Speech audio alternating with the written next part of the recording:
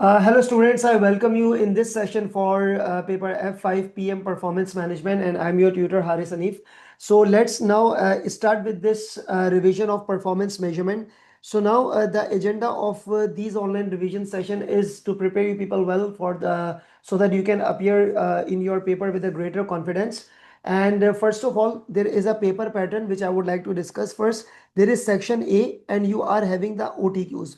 OTQs, you can call it MCQs, you can call it the blanks, whatever, right? But the plus point is that this section can be examined from any of the syllabus area. So you people are already aware of the syllabus area, that what is in your paper PM.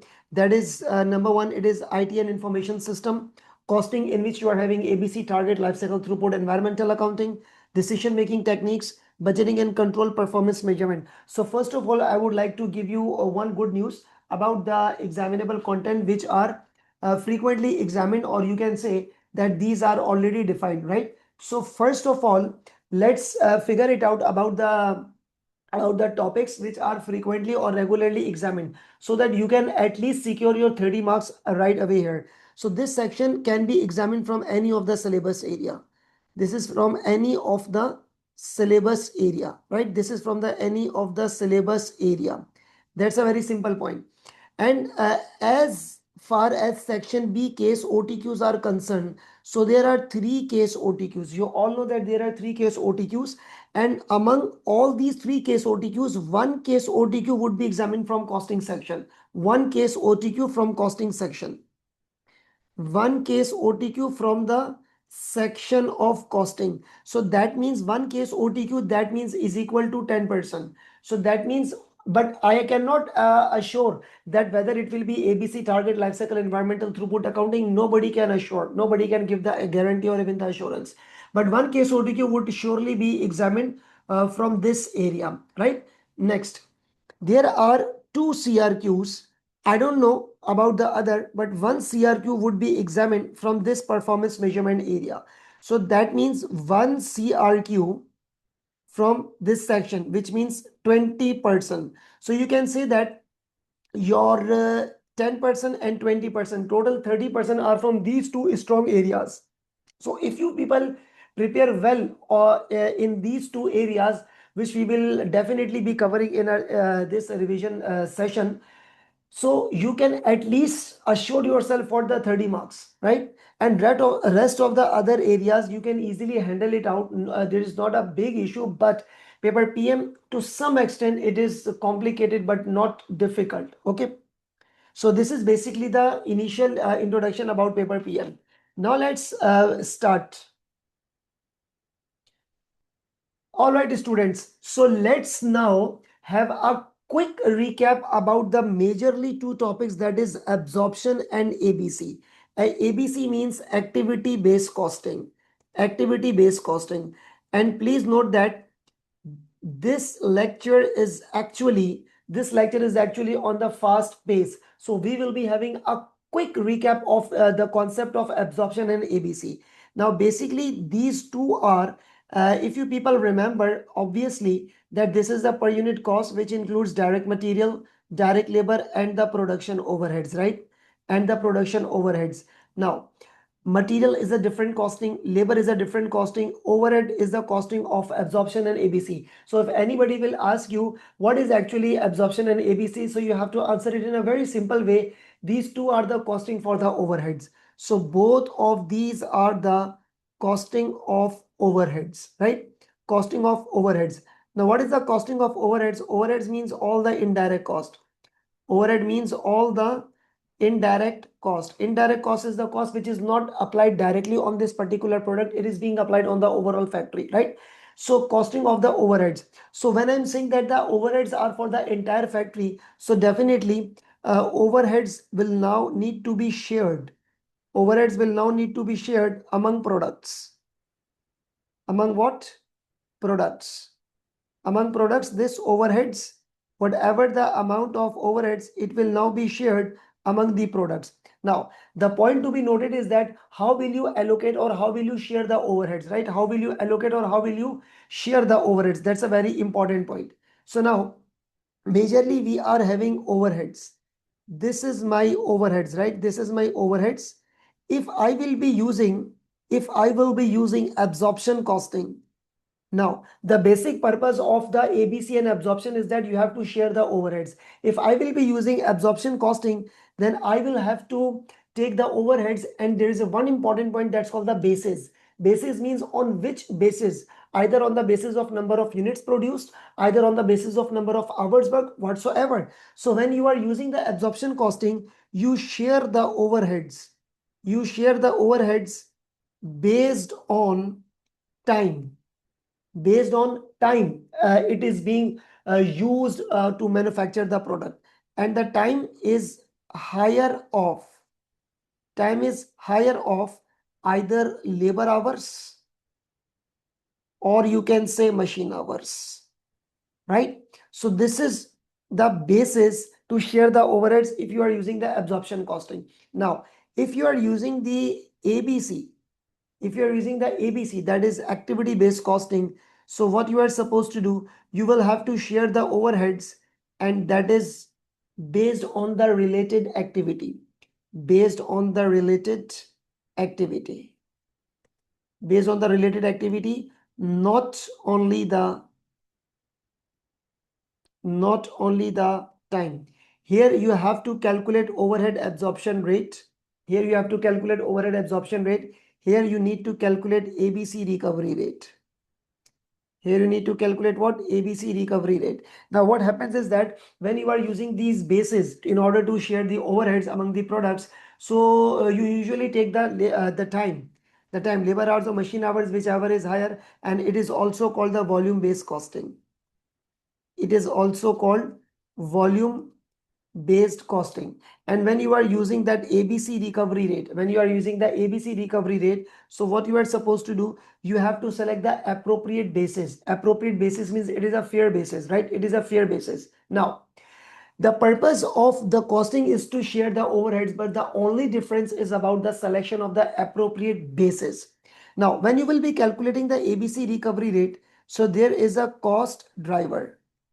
Now every cost under ABC, what ABC claims that for every overheads there are some separate reasons.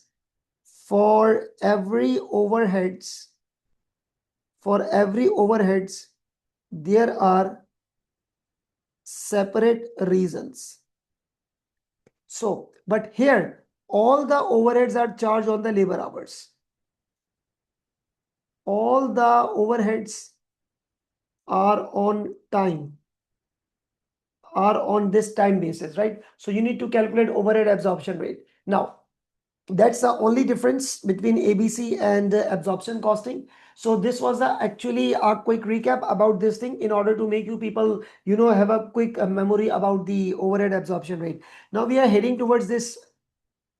Question, and this is the question I have extracted. Rase company. This is the question, Rase company from September-December 2023, and it is the actual past paper of your ACCA qualification, right? So this is the case OTQ. This is a case OTQ, and we have to solve this case OTQ. Now, before I begin with the question, we need to have a quick walkthrough of the requirements. Number one, what is the profit per unit of jazz guitar? There are three products: jazz, rock, and classic. And you have to rock in the paper, right? Okay. So what is the profit per unit of a jazz guitar using current basis of charging the overheads? Current basis of charging the overheads. Number two, using activity based costing, what is the machine setup cost? Number three, using activity based costing, what is the cost component? And these two requirements are of theoretical in nature. People call it theory, I call it a concept to be asked in English language. So this is not the theory, this is actually the concept asked in the English language. Okay. So let's now start with this particular case study. So by going through the requirements, I got to know that this is the topic related to the activity based costing and the overheads absorption costing. And you have to do the similar thing in your real exam, that you need to first have a walkthrough of the requirement. So now, Rase company manufactures three types of guitars in one of its division: jazz, rock, and classic, right? Now, what is the content of the question? Rase company currently operates costing system. Please use the word currently. Rase company currently operating a costing system which uses a single overhead rate, based on a revenue. Now, this is a very important point, based on revenue. You might be casting a doubt that, sir, you have told us that it is based on the time. No, this is the current basis of revenue. They are charging their overheads based on the revenue. To charge overhead cost to guitars, the finance director has suggested a change to an activity-based costing system. What is the current method? Charging the overhead based on the revenue generated.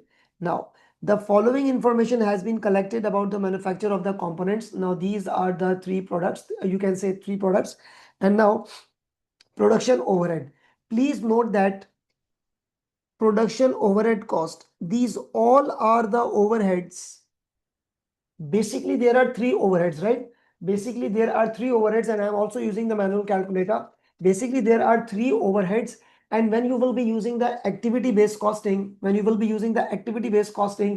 will be taking three different rates. But in the traditional costing, you have to take a single rate, right? You have to take a single overhead rate. That means single OAR, right? Single overhead absorption rate. So what you are supposed to do, you have to make a total overheads. You have to make what? Total overheads. You have to make what? Total overheads. And that total overheads will be used for the overhead absorption rate. So just make it total 40810 plus 120540 plus 643100. So the total overheads are 804,450. Please use the calculator, right? 804,450. So this is basically the total overheads. And what you are supposed to do, you just have to make it total, and you will use this overheads in order to calculate the single overhead absorption rate, right? That's a very, very simple point. Okay, so this is 804,450. Okay, fine. And what is the basis? The basis is the revenue. Now see that selling price 620, 700, 450. How many number of units are there? Number of components produced and sold 5,000, 6,000, 3,000, right? So you have to multiply it with this. You will be able to calculate the total revenue. And I will be solving my answer over here. What is the name of the question? Question name is Rase Company, September, December 2023.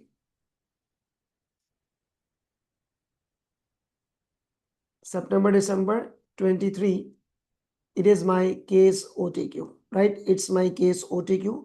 And now let's begin with this thing. Number one is my absorption costing. Number one is my what? It's my absorption costing, right? Please focus on this thing. The total overhead is 804,450. I'm writing here. But see that while I am solving the question as a tutor, it is my responsibility to teach you people very well, even at the very single point of the question, right? So it takes time for us to teach in the class. Because it's my habit to repeat the things again and again so that you will inhale the things, you will absorb the things. But in the real exam, there is no need to decorate the answers like that. We just simply use the calculator and finish your answer like an MCQ, the quick wrap up. So for example, if I would have the student, if I would be solving this question in the capacity of the student, let's say for example, quite maybe possible I would have solved 2 MCQs right now. But since I am teaching, so I am teaching slowly, I'm repeating the things again and again. And the second point is also that I have to write each and every single point for you people. So first of all, there is the total overheads. It is 804,450, right? 804,450. And it will be shared on the basis of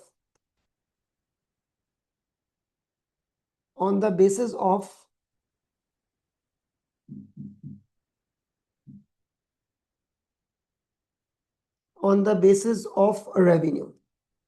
It is on the basis of what? Revenue, right? In the basis of revenue. So this is what my current calculation is. So the revenue. So let's now calculate the revenue for all the products, that is jazz, rock and classic. Remember, you have to rock in the paper, right? Jazz, rock, classic. It is jazz, rock and classic. Jazz, rock and classic. So what is this? 620 multiplied by 5,000. Okay. 620 multiplied by 5,000. The revenue of the jazz. What is the revenue of the rock? 700 multiplied by 6,000. 700 multiplied by 6,000. And then 450 multiplied by 3,000. 450 multiplied by 3,000. So you have to make it a total revenue. Total revenue. Hurry up, speed up. 3,100 000. 700 multiplied by 6,000. It is 4,200 000. 450 multiplied by 3,000. It is 1,350 000. So 1,350 plus 4,200 plus 3,100. It is 8,650.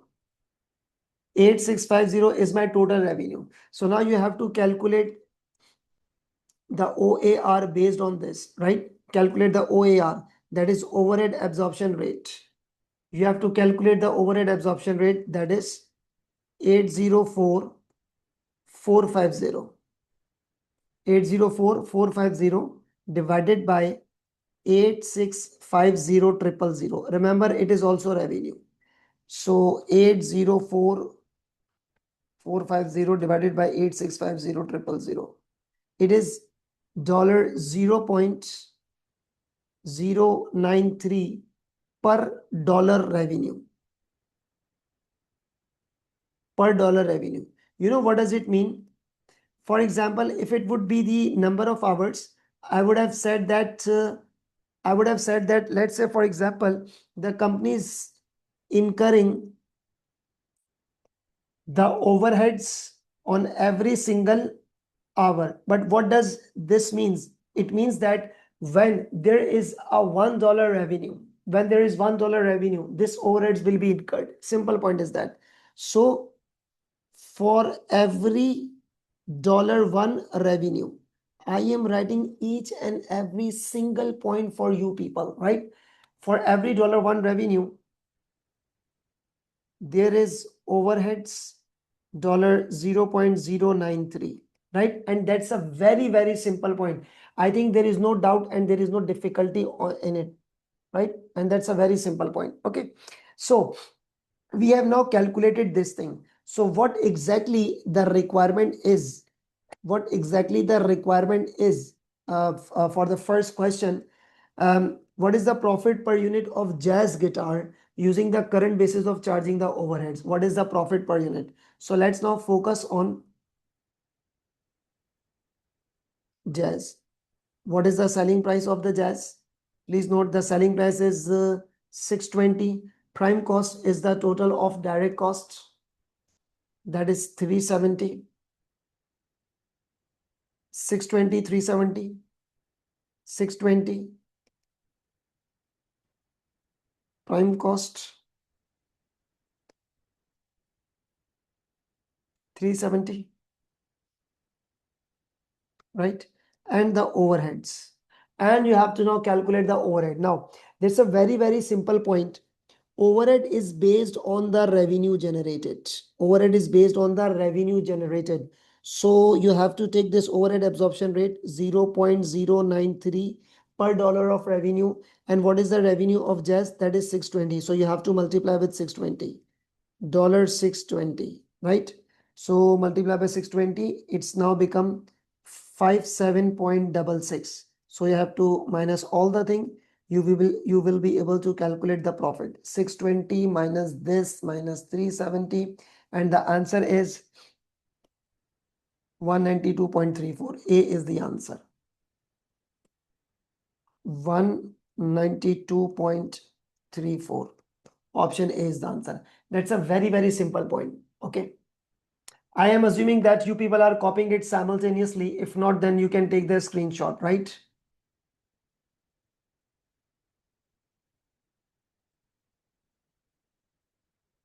Now, some of the students might be thinking that you can even divide with the total number of total number of units, and then you can subtract it. No, you can even do that. But what I am doing, whatever is written in the English language in the text of the question, I'm just translating it. I'm just translating it into the mathematical calculation. That's a very simple point. And you should know the techniques. You should know the techniques. Okay. I will be preferring that you should know the techniques rather than any kind of a shortcut route. Okay, so now I'm well assuming that you had done with this thing. Now let's move on towards the second question. Let's move on towards the second question. So what exactly the second question of this Rase company? Using activity-based costing, what is the machine setup costs for rock guitar? Machine setup cost for rock guitar, right? Setup cost. Now this is my machine setup. And the cost driver is number of machine setups. This is 120, 540, right? This is my cost of the machine setup. So it will be machine setups per batch. Please focus on this word, per batch. And here is written production batch size. What does it mean? It means that one batch is equal to 100 units, one batch is equal to 150, one batch is equal to 200 units. So whenever in the question it is written that the production is in the form of batches, first of all, leave everything and simply calculate number of batches. For example, I do say that I have got 100 students. All right, I've got 100 students and I have made the batch of 25 students, 25 students in my classroom, either physical or online. So 25, 25, 25, 25. I will be having 4 batches. So how did you calculate it? Total number of units divided by units in a batch. So you will be able to calculate the batches. And that's a very simple point. Here it is, we need to solve about the ABC, that is activity based costing. And first of all, we need to calculate number of batches. We need to calculate number of batches. And it is calculated as total units divided by units in a batch. Total number of units in a batch. And that's a very simple point, right? Now let's move on.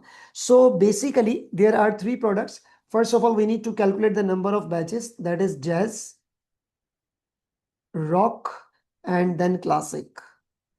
All right. So first calculate the number of batches. Now let's move on and then leave everything. How many total number of units are there? 5,000. 5,000 are the total number of units, and in one batch there are 100 units. In one batch there are 100 units and total we have 5,000 units.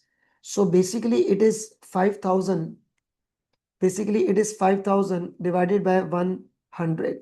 So 5,000 divided by 100 is equal to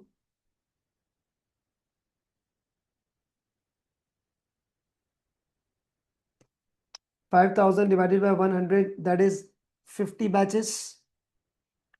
Number 2, 6,000 divided by 150. You have to calculate the number of batches. 6,000 divided by 150. 6,000 divided by 150. 6,000 divided by 150. That is 40 batches, right? And then 3,000 divided by 200. 3,000 divided by 200. There are total 15 batches. There are total 15 batches. So it is actually the number of batches because you are now costing, you are now doing the costing on the basis of number of batches. Fair enough? Okay. Now see that machine setups per batch. Machine setups per batch. What do you exactly mean by the term setup? First understand this thing. Let's say for example, go to the restaurant for the pizza. No, not right now. Go it after your exam. So for example, if you are going for a lunch and the shop has just been opened, the restaurant has just opened, for example, and what they will do, they will be just switching out their machineries, let it become hot for 30 minutes, let's say for example. So all this activity is called the setup. All this activity is called what? Setup. That means bringing your machineries, plant and equipment into ready to make conditions. And for example, on a daily basis, they are producing 100 pizzas, and then machine need to be reset for the next day. And that's called the setup, right? So this is setup, that is 3 setups per batch. 3 setups per batch. That means for one batch, they have executed 3 times the setup. 5 setups per batch, 4 setups per batch, not per unit, per batch, right? So we need to calculate here. We need to calculate first. We need to calculate total number of setups. We need to calculate total number of setups, right? Total number of setups, we need to calculate it, right? So basically there are 3 products, that is jazz, rock and classic. How many setups are there? Please note, how many setups are there? 3 setups. But these 3 setups are on per batch, and there are total 50 batches. So 3 setups multiplied by 50 batches. Like that way, you will be able to calculate the total number of setups. So it would become 150. It would become what? 150. For the rock, 5. So here we go for the 5 setups. Multiply by 40 batches. That's 200. And for the next one, it's 4 setups. Multiply by 15 batches. So basically, there are in total 150 plus 200 plus 60. So you are having in total 410 setups. 410, you are having 410 total setups, right? You are having 410 total setups. And right now we are only focusing on the, no, not the jazz guitar. We are focusing on the rock guitar, right? So I have to highlight for the rock product, right? So this is my total number of setups, and see that this is not the costing for the absorption. This is for the ABC. And in the ABC, we need to calculate ABC recovery rates. ABC recovery rate for the machine setup. So what is actually the machine cost? That is 120,540. Okay. 120,540 divided by 410. So this would be my ABC recovery rate. That means activity based costing recovery rate. So 120,540 divided by 410. That's $294. Now what is this 294? 294 is the machine setup cost. Machine setup cost, right? That's per setup. You can say it is per setup. Per setup. That means when I will be bringing my plant and equipment into ready to make condition, like a minor oiling, let it be warm, let it be hot for 30 minutes, then it will be able to bake, it will be able to produce the pizzas, for example. So it will cost me 294 per setup, 294 per setup. And how many setups are there for the rock guitar? 200 setups. So you have to multiply with that. So for the rock product,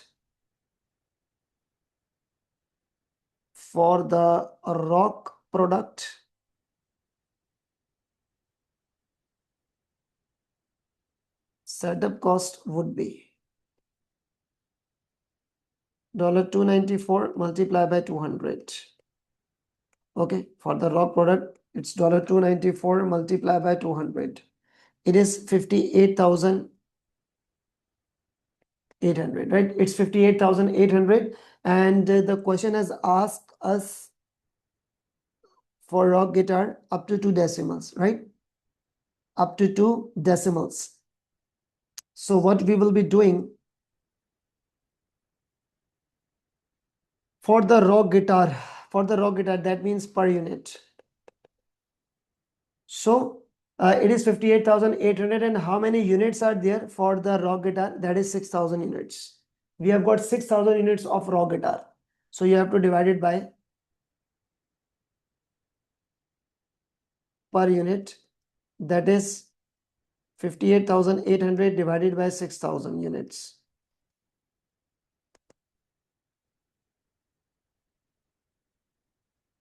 That is $9.8 per unit. And this is my answer, 9.8. So you have to just enter 9.8 and press enter. You will be having your answer. And that's a very simple point, right? Giving you just few seconds to copy this thing. Or even you can take the screenshots.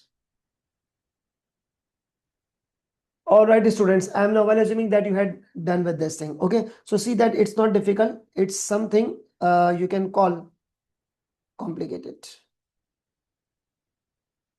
Now let's move on towards the third MCQ. Using activity-based costing, what is the cost of component processing for classic guitar to 2 decimals? Component processing for the guitars, right? Cost of component. This is my component cost, 643,100, and the processing time is hours. Processing time hours. Here it is written processing time. Processing time per unit. Now see the complexity. It is the processing time per unit, right? It is the processing time per unit. It's a processing time per unit. That means 4, 5, and 3. This is the time on per unit. This is the time on per unit, right? So you have to take total number of units for that. So we are coming towards the component processing. Third one is also about the ABC. And the cost is about, what is the cost? That is component processing cost.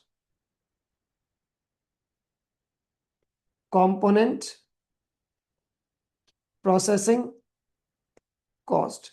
And for that we need processing time. The cost driver is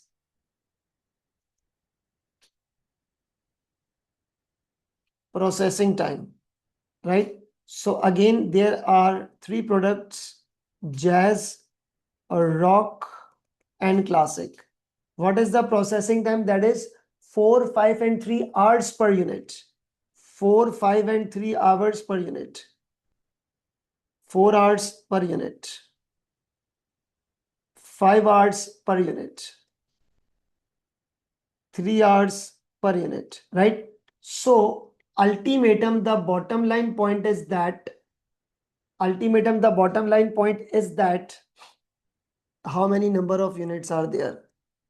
There are 5,000, 6,000, and 3,000 units.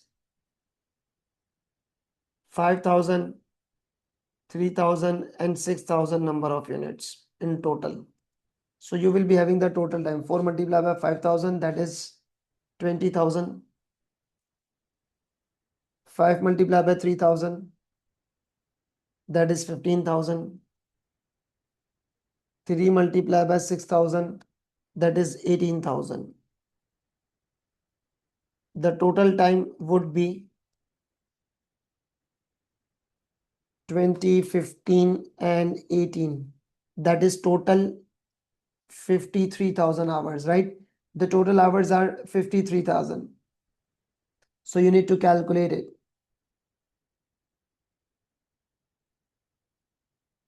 Oh, is there any problem with the number of units? Oh, sorry, it's 6,000. Sorry, mistakenly I got this thing.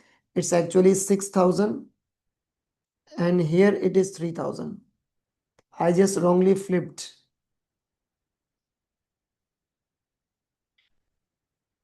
So it is my 30,000 and it is my 9,000. So it would be 59,000, I believe so. 59,000, right? So now you need to calculate ABC recovery rate. You need to calculate ABC recovery rate. And what is the cost? The cost is 643,100, right? 643,100 it's 643,100 divided by 59,000. 643,500 divided by 59,000. So it is my 10.9. 10.90. And for the product,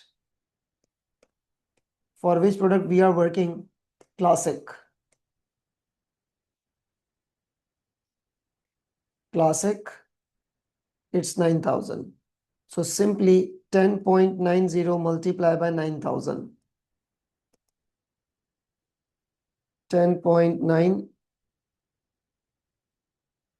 multiplied by 9,000, it would be 98,100.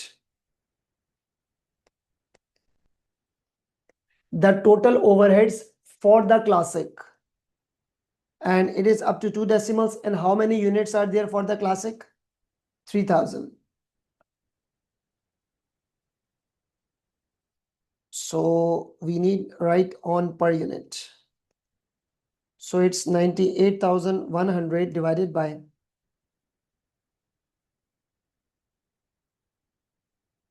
3,000 units. So it is 32.7 per unit. And that's my full and final answer. And that would be option A. I saw this thing, option A, right? That's a very, very simple point.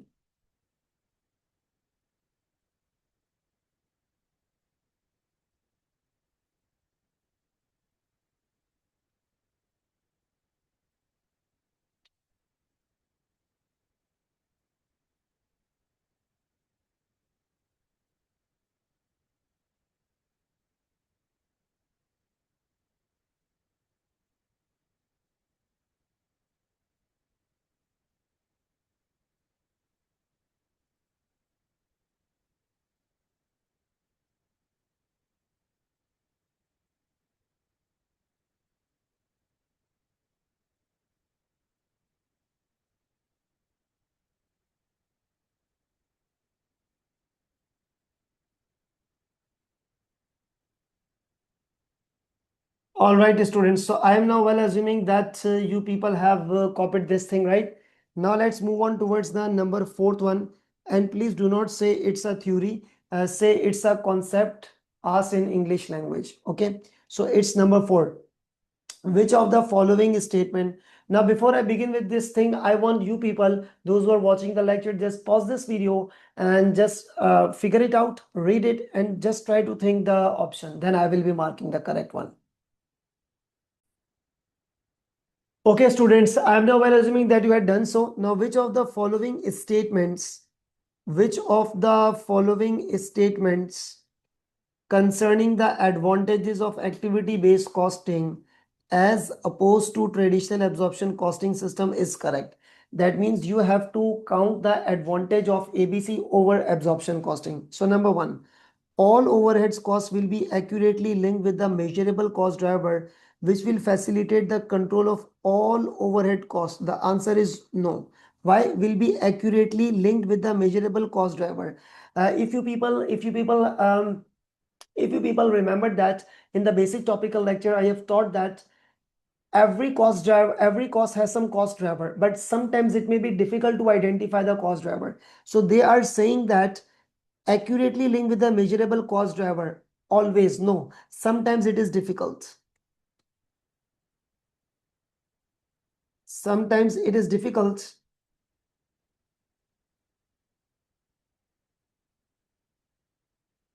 to identify suitable cost driver.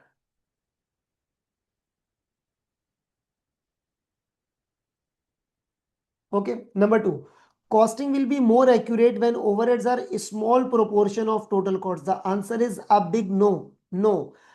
Please remember that ABC is useful when there is large proportion of overheads. What is the weakness of the student? Please listen. The student used to mark the option. Okay, option C and D are correct. Okay, praise yourself and go ahead. No, that's not the case. You have to read the description of wrong answer as well. You have to read the description of correct answer as well. Why? Because you have to see that whatever the options you had marked, whether it was based on the correct concept or it was just your intuition or the guess. So you need to figure it out the concept. The word is small proportion of overheads. No, ABC is useful for when there is large amount of overheads. When there is large amount of what? Overheads. Then ABC will be able to, it's useful, right? Number C.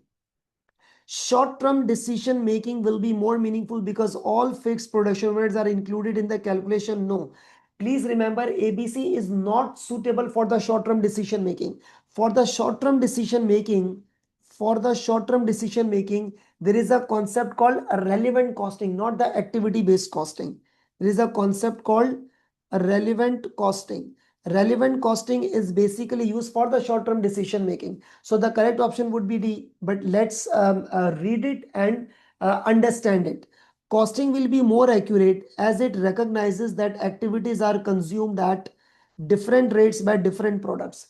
Yes, every cost has some different cost drivers. So this is the appropriate thing. This is the appropriate thing behind the option D, the appropriate concept, right? So whenever you are seeing that your answer is correct and you are reading the description from behind the exam kit, let's say for example, so always read the description as well. Good to go. Number 5. Number 5 is that match the most appropriate cost driver to the activities identified. Okay. So let's now start with this thing. The finance director is pleased with the results of ABC analysis of the guitars and is keen to extend the use of ABC to other divisions in the company. On such division, which manufactures electronic keyboards has begun to introduce ABC and has identified some relevant activities and the cost driver. Cost driver, activity. You just have to match. You just have to match. Probably in the exam question, it will be a drag and drop. You have to match the things. Okay. So giving you 1-2 minutes, just figure it out that which matches with which activity starts. Okay, students, I am now assuming that you had done so. So it is my number 1, number 2, number 3, number 4, and number 5. For our understanding purpose, I have assigned the numbers right away here, right? For our understanding purpose. So let's now write down the numbers. Material handling. Material handling, definitely it will be on the basis of number of material movements. So it's number 2, right? You have to match it. Customer service. What's customer service? Customer service, if you can read, number of services request, no. Purchase order, no. No. Warranties, because customer service, the customer will become your customer when you will sell the product, and after that you have to handle it with the warranties. So it's number 5. Number 3, IT support. What is the IT support? IT support is number of services requested. That what service I need from the IT, whether to upload the lecture, whether to design this, arrange this Zoom class, whether to cut down any lecture, whether to skim the lecture, whether to, make the recordings into different portions, into different separate recordings. What support I need from the IT? So that's for number 1. Procurement, purchases, that's a purchase order. Number 3, maintenance, that means machine hours, definitely. Right? Machine hours. So this is the matching of this thing. So this was the case study of a Rase company. Good luck.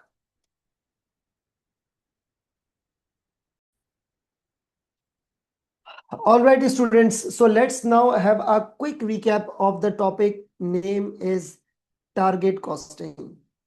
The topic name is target costing, right? So what is actually the target costing? Now see that it's a costing after you set up your target, right? It is a costing after you set up your target. And what exactly the target costing means? Now, first of all, you need to first set the target. First set the target, and then on the second, you have to do You have to do costing. Now, what is costing? Costing means estimation of the cost for the future activity. What is the target set? Target set means in the target costing, basically, you are not supposed to set the selling price. Let's suppose, for example, this is the product. This is my wristwatch. This is the product. Let's say, for example, and there are many suppliers in the market. Already they are selling this product at $90. Let's suppose, for example, and I am the new entrant in the market, let us say, and I want to sell this product. I want to sell this product as well. Can I sell more than 90? Can I sell at 95? The answer is a big cross, a big no. I cannot sell this product at more than $90. Why? Because already this product is being sold in the market at $90. So I have to set my target based on the market selling price. My target is actually considering two things.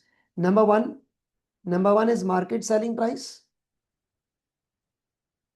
Number one is market selling price, and number two is my target profit. And number two is my what? Target profit. Now let's say for example, the market selling price, which I also call it a competitive selling price. Now let's say for example, my selling price in the market is $90, and this is the market selling price. And still I have not picked up my calculator and started costing it. The answer is absolutely not, no, not at all.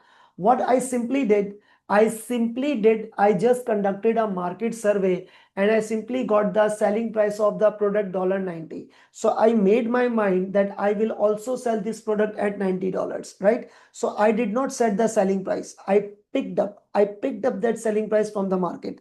So this is the selling price, and let us suppose I want target profit.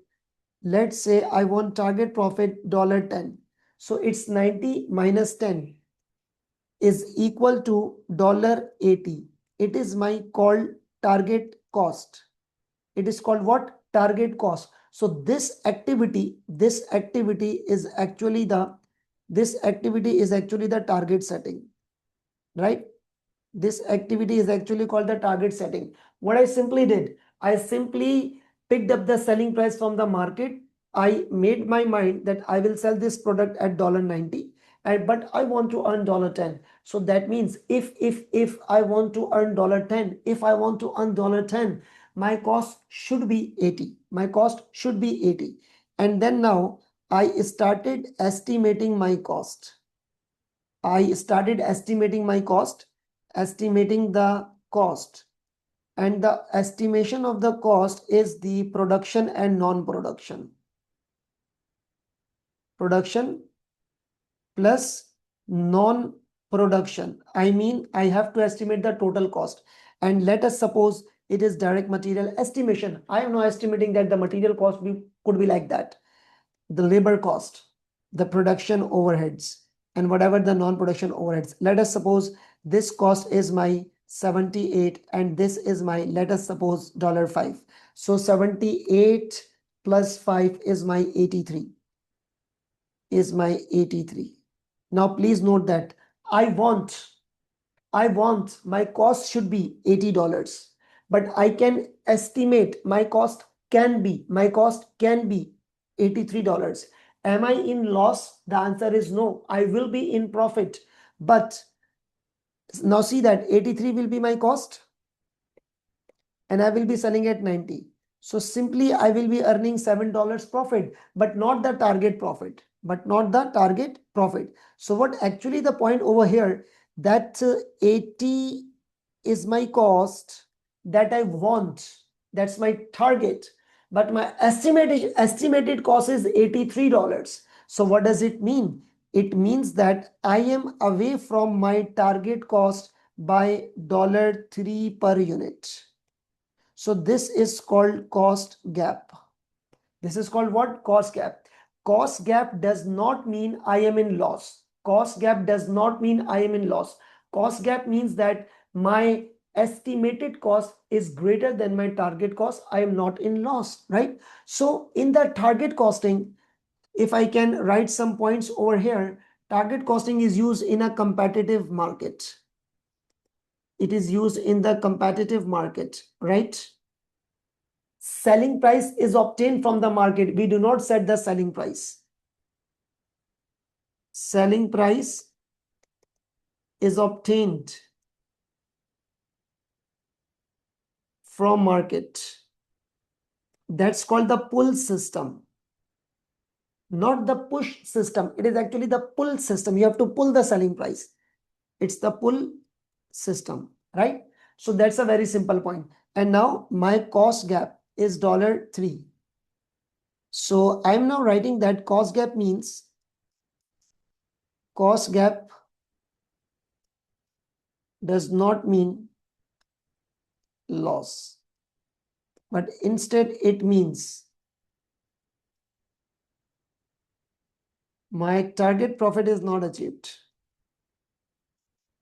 My target profit is not achieved.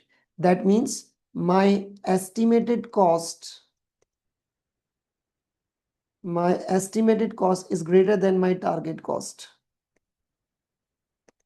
That's basically the cost cap, right? Now, what should be the next story of the company? The next story of the company should be that when you can simply estimate the cost $83, so your next step should be to reduce this cost. Now, please note that I want to narrow my cost gap. So when I will be narrowing my cost gap, that means I have to reduce the cost. I have to focus on the cost reduction.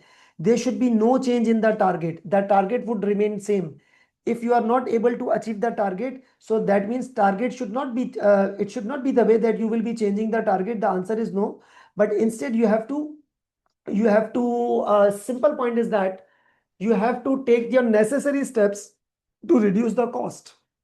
For example, you can narrow this cost to $82, $81 by different cost reduction strategy, right? So company should now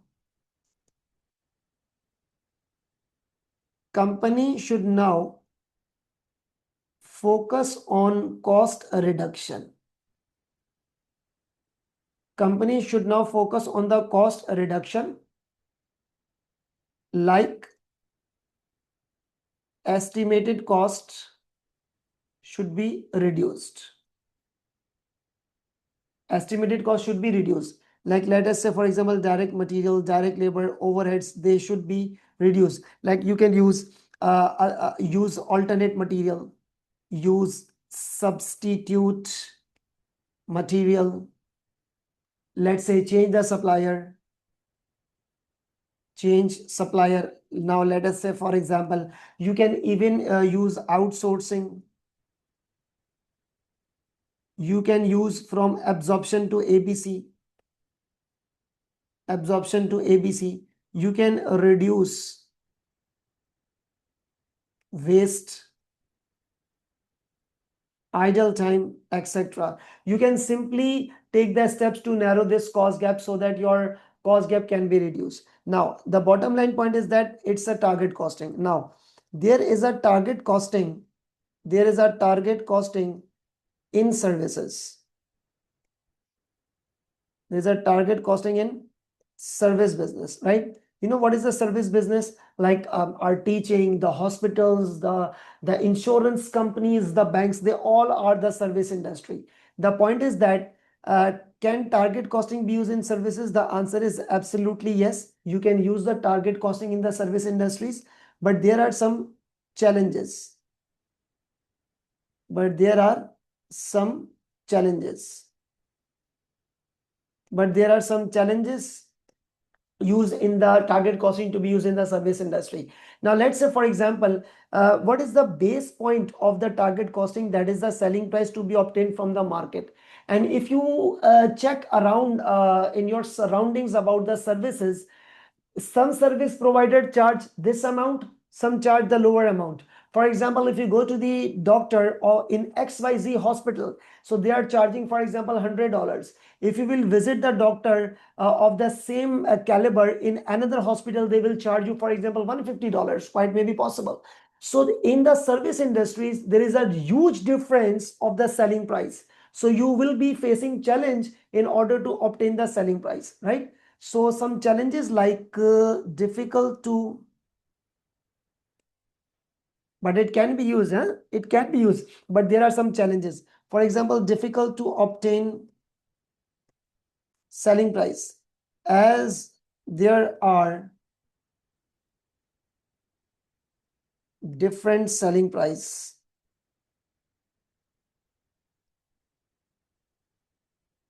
in service industry. Like let's say the example of airfare, aeroplane. Sometimes if you check the airfare right now and check it tomorrow, there may be a huge difference, right? So it quite may be possible. There is a difficulty to define unit. Difficulty to define unit. Basically, there is a use of composite cost unit in the service industry. So again, the costing is difficult. I mean, the costing is complicated. The question is complicated, right? In the service industry, the costing is complicated. In one more important point, more than 50% of cost is overheads. So again, there is a problem in the costing of this service industry. So this is the point. Now let's move on. What had you taken from this target costing? That is number one step. You identify the product or service. First of all, you identify product or service plus estimate the volume. That means you have to estimate that how many number of units you are ready to sell. Identify the product or service plus estimate the volume. Then what you will be doing? Pull the selling price from the market. Pull the selling price from the market. Number three, when you obtain the selling price, what you did next? You define your target profit. Set target profit. Number four, calculate target cost.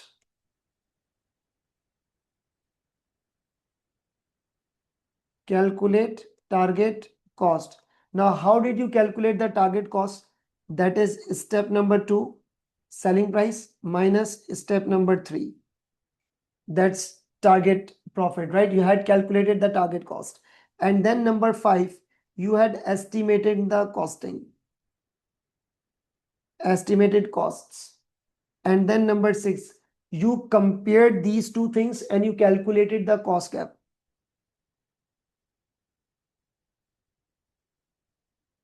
Step 4 versus step number 5.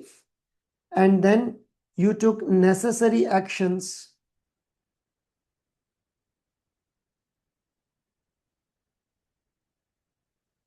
to reduce cost gap. Right? So that's the takeaway of the target costing.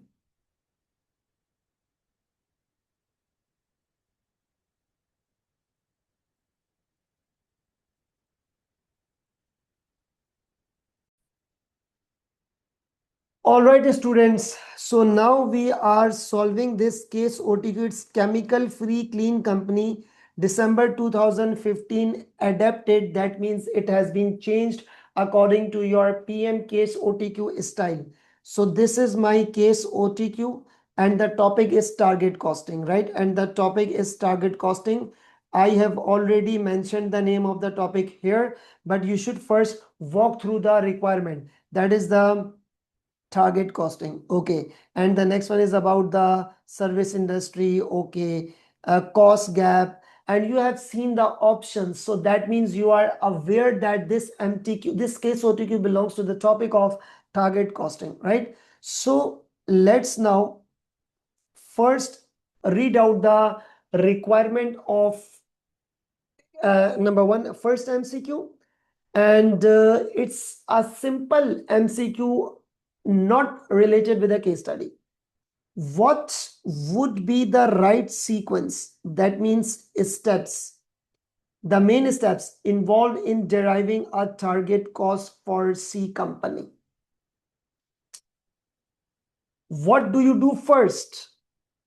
Define the service, set a price. No, in target costing, you do not set the price. Company do not set the price. Company does not set the price. That's a very simple point. Company obtain it from the market. So the second step is wrong. The first one is define the service, define the service, define the service, right? And after that defining the service, for example, I am saying that I have defined my service and I will be providing the internet service to the society. And then I have to obtain the selling price, set the target selling price, set the price based on the market. So derive a target price, derive a target price. Okay. And then derive a target operating profit, target profit, calculate the target cost. No. So here it's this thing, one service, selling price, target profit, and then the target cost. So A is the correct option. You should know the chronological sequence of the target costing. Number 2,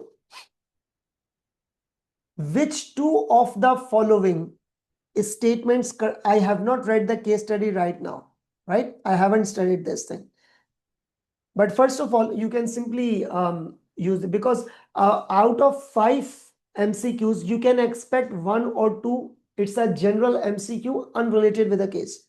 Which two of the following statements correctly explain the difficulties faced if target costing is used in the service industry? Which two of the following difficulties? Number 1, the service can be defined too easily and lacks necessary complexity. It's not the difficulty. What is the difficulty? What is the difficulty?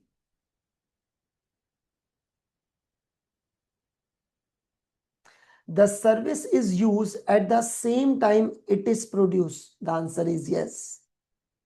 For example, if there is a doctor and if he is undertaking the medical procedure, the patient, the customer is using the services of the doctor at the same time. Okay. Number 3, the service is standardized too easily. The answer is no. Service gets changed. Just let's say, for example, your cell phone. For example, your internet service. They are not standardized. Sometimes the signals go up, sometimes down. So there is no standard criteria of the services. Number 4, unused labor capacity cannot be stored for the next day. The answer is yes. So these two are the major difficulties faced when you will be applying the target costing, right? Because the product, this is the product. If I'm using it right now, it would have been manufactured 1 month ago, even a day ago, for example, but the service is at the same time, right? Number 3. So number 3 is, what is the current cost gap on FD's figure? So definitely we have to read out the requirement above. Sorry, we have to read the case study above. I'm reading the case study. If you people want to study by yourself first, so I would advise all of you to just pause this video and read this case study right now. All right, students, I'm now well assuming that you have read this thing. Now let's start. Chemical-free company provides a range of environmental friendly cleaning service to the business customers, often providing a specific service to meet the client's need. Its customers range from large offices and factories to specialist care wards at hospitals where specialist cleaning equipment must be used and regulations adhered to. They are providing the range of cleaning services to the business customers. Cleaning services to the business customers. Cleaning company. And nowadays, it's a very famous concept that I may employ, for example, 20 sweepers, 20 cleaners, and you will contact me. I will send my cleaners. They will come at your doorstep, clean your house, clean your office, and their support. It's a service industry. C company offers both regular cleaning contracts and contracts for one-off jobs. Regular contracts and one-off jobs. Regular contracts, that is, The company is in a contract with many companies, and one-off means maybe next time this customer will not repeat with us. For example, its latest client was a chain of restaurant. All the information is necessary. That's why they have given the information, right? Which employed them to provide an extensive cleaning of all their business premises after an outbreak of food poisoning. Okay, so there's a restaurant who is the customer, right? There's a restaurant who is the customer. Next, the cleaning market.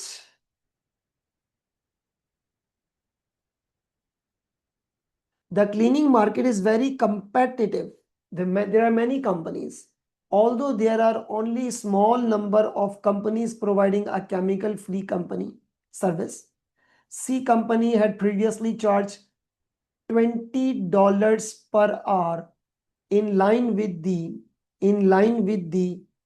closest competitors. So that means this is the market selling price. C company has always used cost plus pricing. Cost plus pricing means markup. Cost plus pricing means markup to determine the price which it charges to the customers. But recently, the cost of cleaning company, C company has increased. This means that C company had to increase the price to 23 per hour, resulting in a loss of several regular customers. Now, if my cost has been increased, I will be increasing my price. That's a very simple point. But in target costing, this phenomena will not work. Why? Because in target costing, you have to stick to the selling price, which is in the open market, in the competitive market, right? So I cannot increase the selling price. The finance director heard about target costing. They did this activity. Right? And is considering whether it could be useful. The FD has budgeted that C company will deliver 462,000 hours of cleaning this year. Operating profit 2.5 is needed. That means target to provide the shareholders with their required return, right? And that's a very simple point. So they want 2.5 million profit in 462,000 hours. So now the case would now become much more simpler. I can solve here in this sheet. What is the selling price? Obviously, you have to take the selling price from the market. That is 20. And this is the selling price per hour, because the cleaning company is charging on the basis of per hour, that I am sending my cleaners at your doorstep on the basis of per hour. So this is my per hour, right? This is 20. And you have to less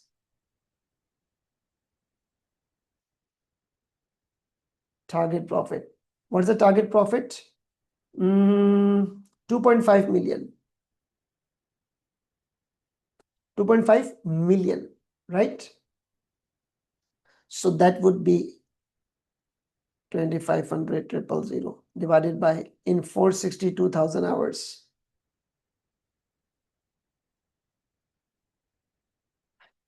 Okay, so 2500 divided by 462, it is my 462,000. It's 5.41.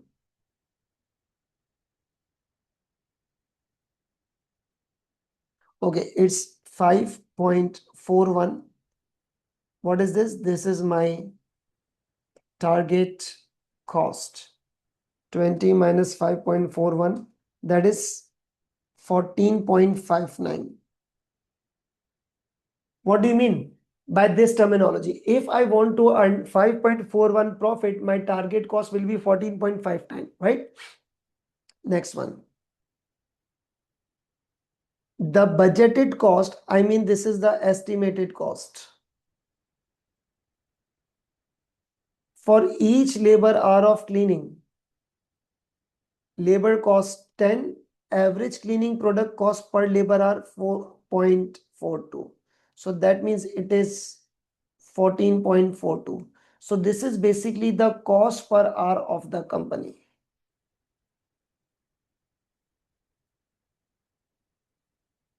Cost per hour of the company, right? 14.42.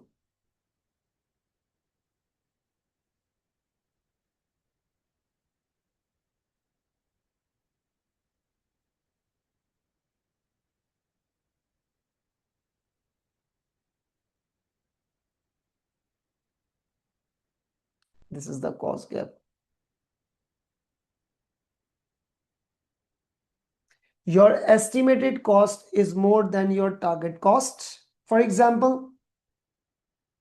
And one more thing is that, just a minute. One more thing is that, yeah, there is a fixed operating cost 163480. So you have to also consider this thing on per hour 1635480. Just a minute. We have to also add this thing.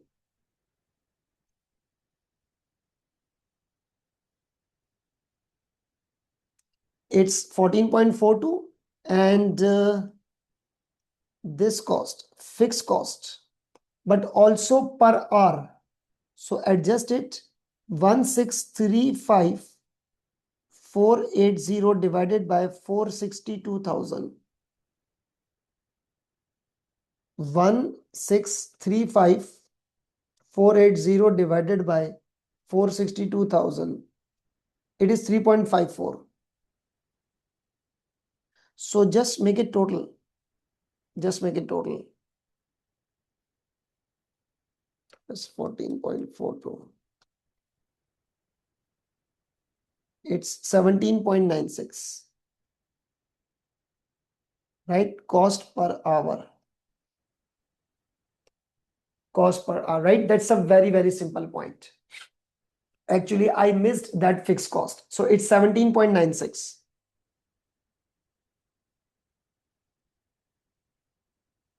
Estimated cost.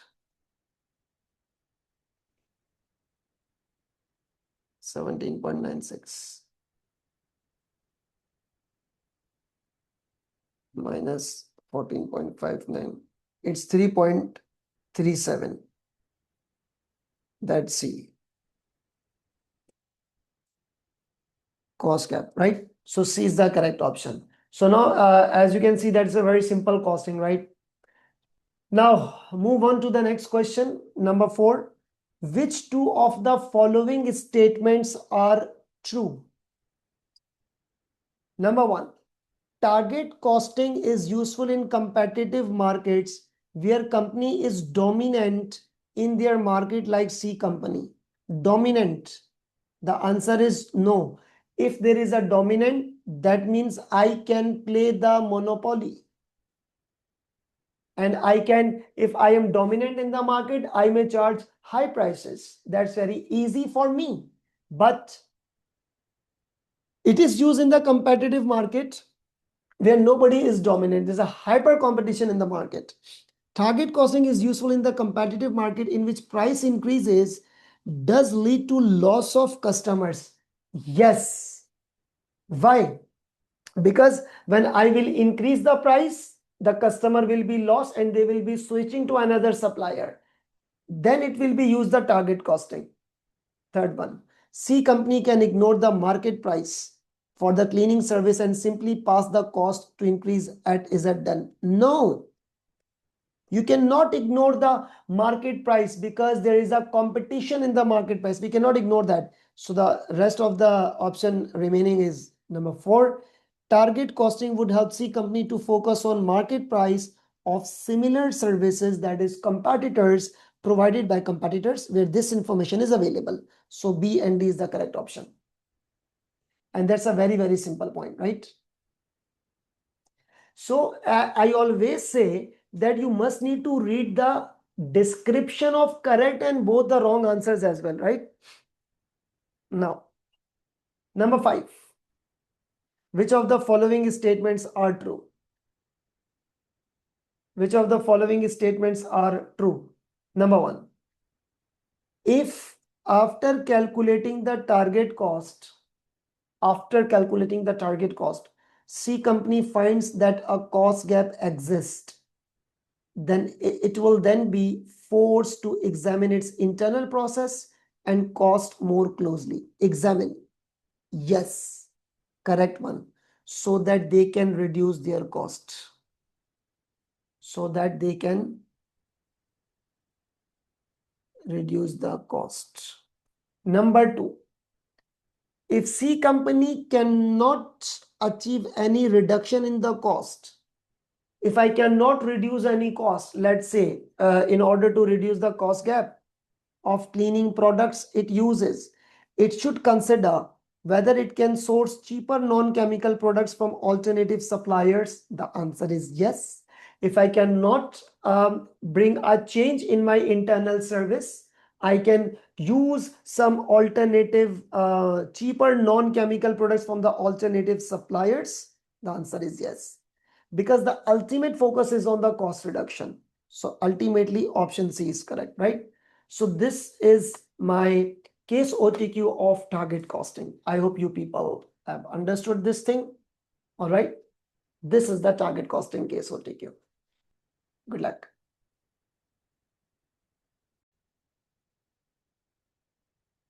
Hello students. So let's now start the topic of life cycle costing. What is actually life cycle costing? What actually the life cycle costing? Now please focus on two terminologies separately. Number one is life cycle and number two is costing. Costing means estimations of the cost. Estimations of the cost. Estimations of the cost for future activity. Now, if I can say to anyone that estimate the cost, so it's an implied thing that he or she will estimate the cost over 1 year time period. But what is life cycle? You know what's life cycle? Life cycle means it is the estimated time period. Estimated time period. Now, let us say, for example, those students who usually play the games, computer games, I don't play it. If you go years back, there was a game called Counter Striker. People were crazy for this game, Counter Striker. And every young boy, not like me, like you people, for example, and every youngster is after this Counter Striker game, let's say. Now, the craze of this game has been ended, or you can say declined, and it was replaced by another game called PUBG, for example, right? Even I didn't play this game. I don't play the games. So this is PUBG, and it was at its much more, top than Counter Striker. So what is this? It's called the life. It's called the life.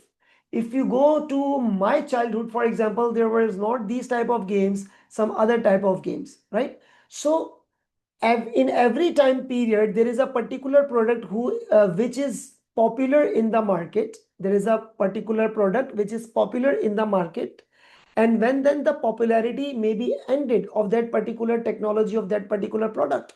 So what is actually the life cycle? Life cycle actually means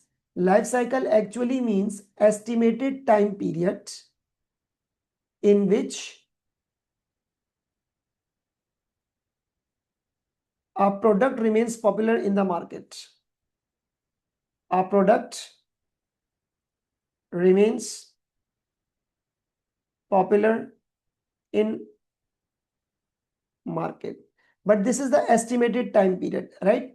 Now, let us say, for example, I am a game developer and I saw this life cycle time period of PUBG, of any XYZ games. So I had estimated the time period, and basically there are of 5 different stages. There are 5 different stages like that way. That's introduction, growth, maturity, and decline. Okay. So this is my number 1, number 2, number 3, number 4, and number 5. This is research and development. This stage is introduction.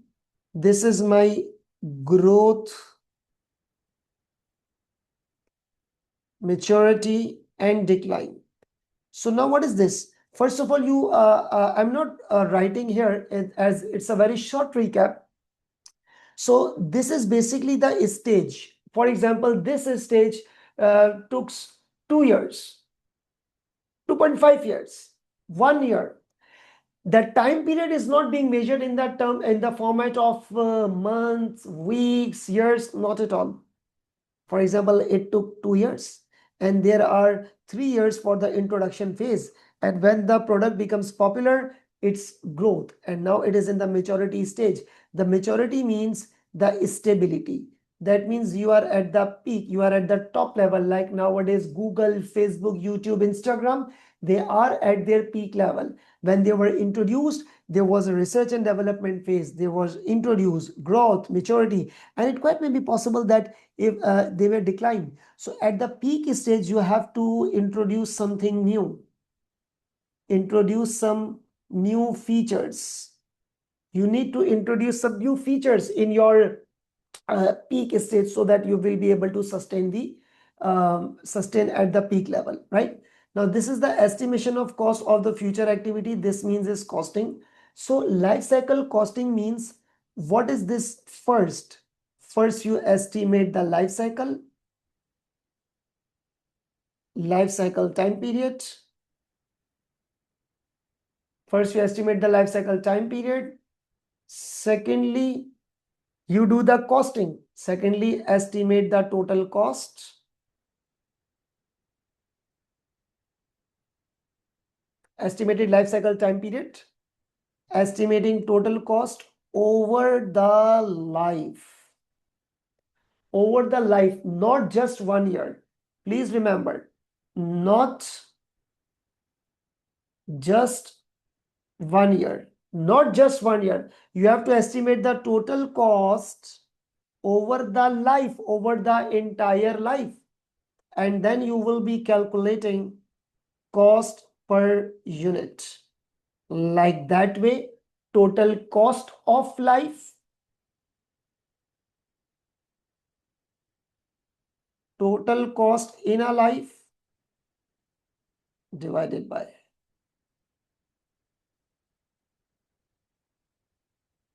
total units in a life. This is basically life cycle costing, right? And one more important point is that this life cycle costing principle suggests if you can confidently estimate the cost over the entire life cycle, so simply take the steps of cost control and cost reduction right from the start, right from the start. So the good strategy is that good approaches are that you must need to short time for break-even point. I don't know whether you will be selling at low price, high price, or achieve the different market share, but achieve the break-even point as soon as possible. You should launch the product immediately after the research, because your research may be leaked out.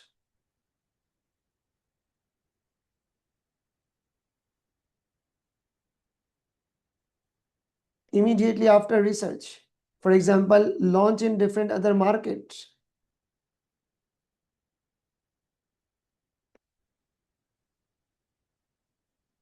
Launch in different other market, for example, right? 90% cost can be estimated in advance.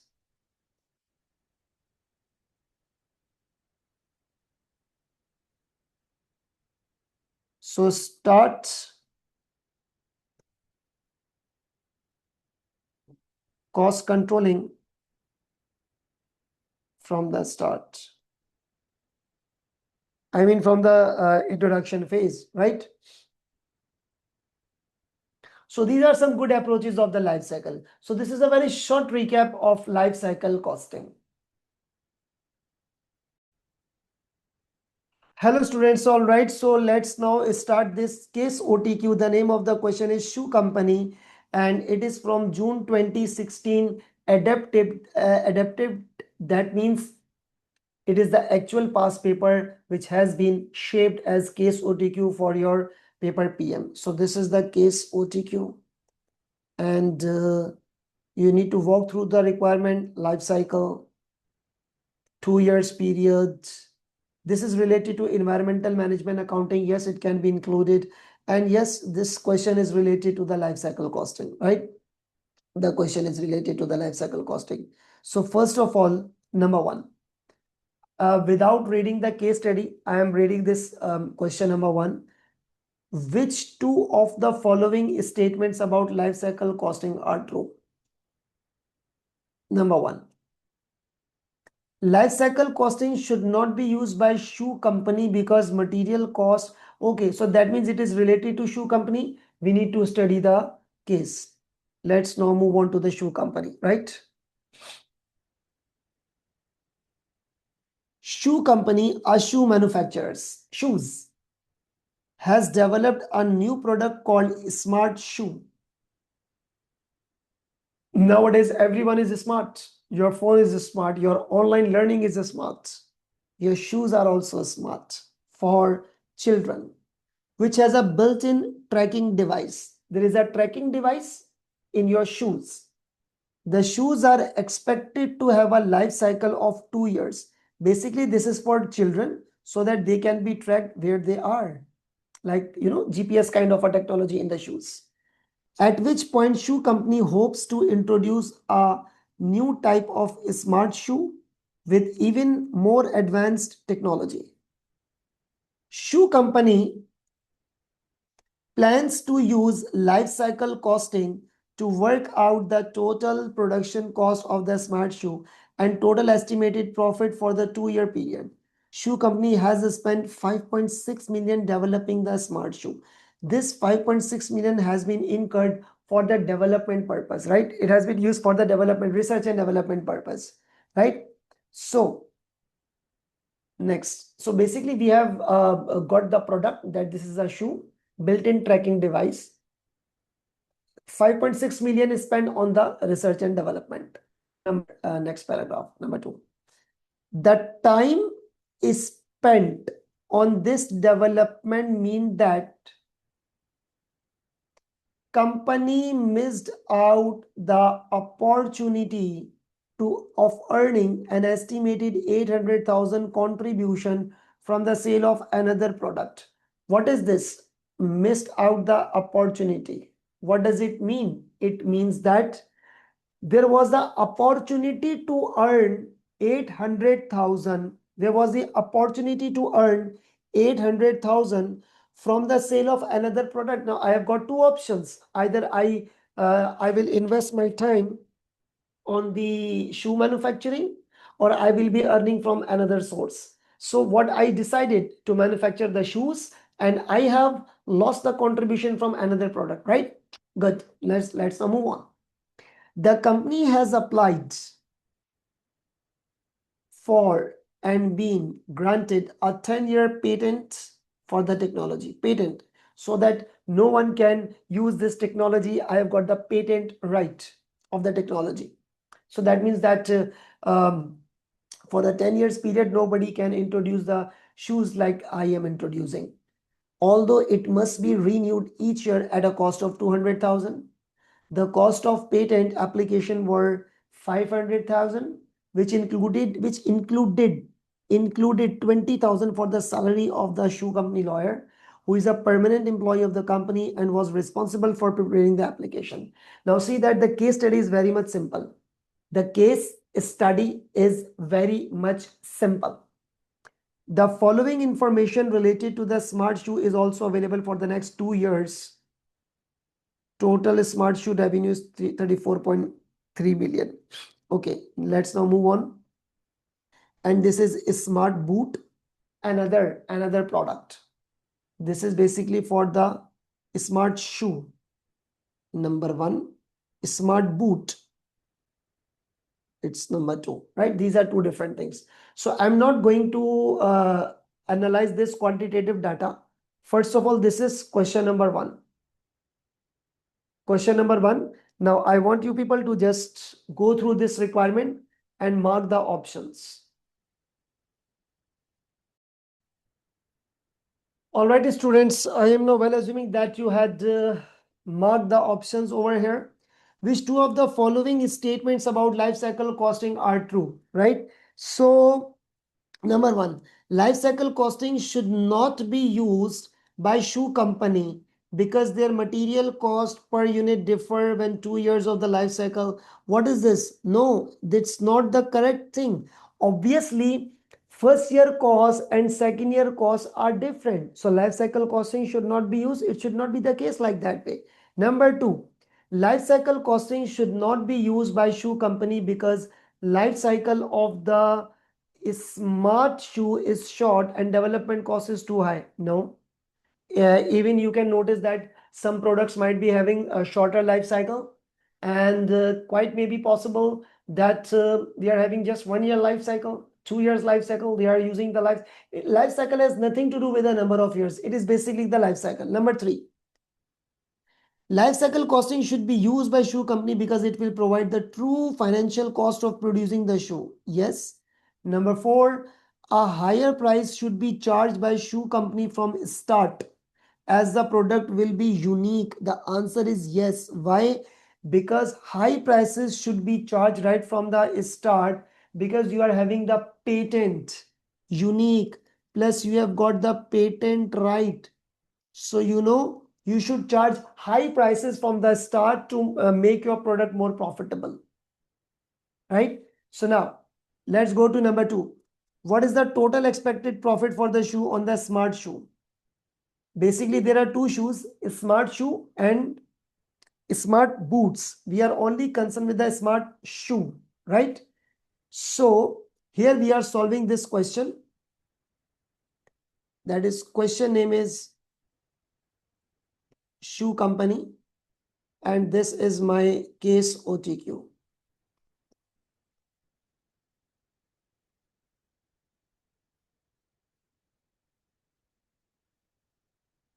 The topic is life cycle, right?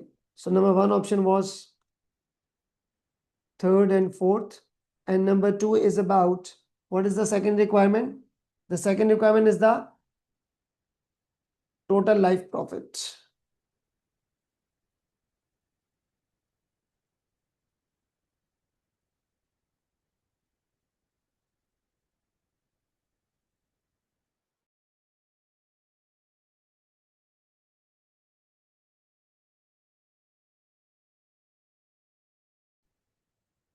Total life profit of a smart shoe.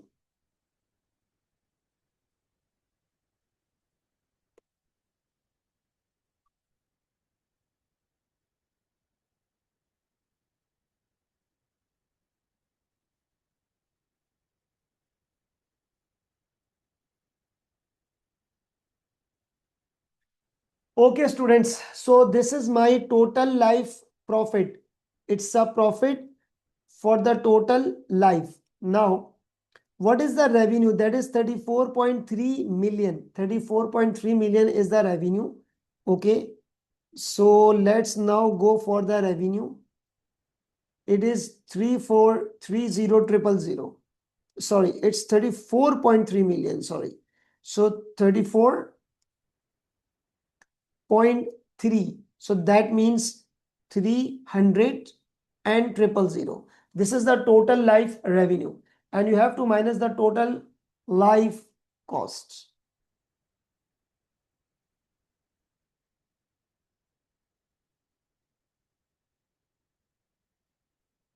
It's a total life cost, right? So what is the total life cost? That means it is now, first of all, there is a development cost, which you should relate it here. What's the development cost? That's 5.6 million, right? And then patent applications, this 500,000 also. And renewal cost is 200,000. It's a renewal cost, but you will take the cost for the 2 years because we are working for the 2 years, right? So let's take the cost of this thing. Then we will be taking the material, all these costs. So basically, we are supposed to calculate the total cost. And the next one, I'm first taking the cost of the research and development cost. What is this cost? It was 5.6 million, which is 5,600,000. 5600,000, and then there is a cost. We will not take this cost, right? Because it's not the cost incurred. We are not using the relevant costing. This is the obviously when I will be doing some work, I have to sacrifice some another work, right? So, and then I will be taking patent renewal cost.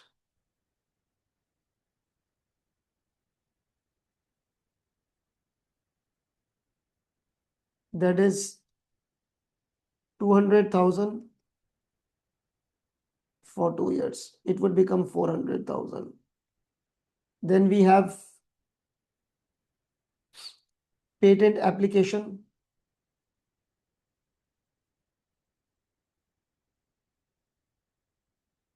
500,000.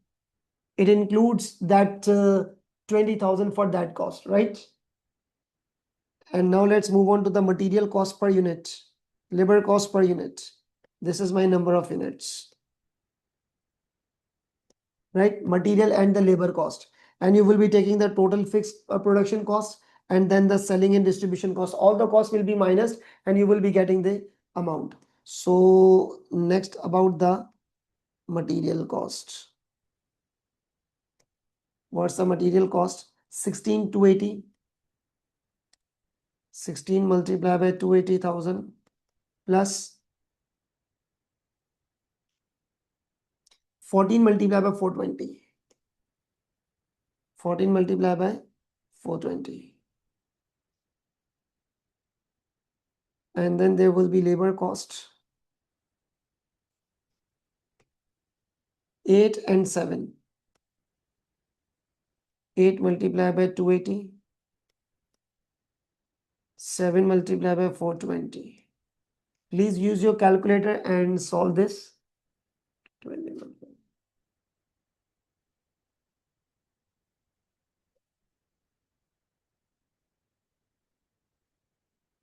It's 10360,000, right?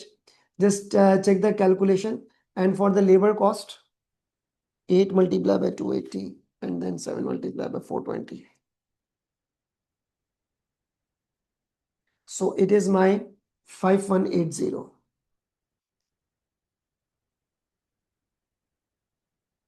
And then I've got fixed production overheads, 3.8 million, that is 3,800. And selling and distribution, that is 1.5 million.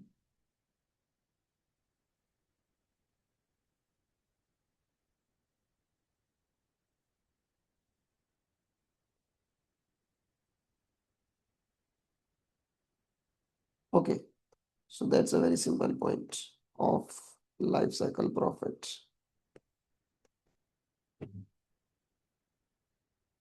3,300 minus 5,600 minus 400 minus 500 minus 10360 minus 5180 minus 3,800 minus 1500.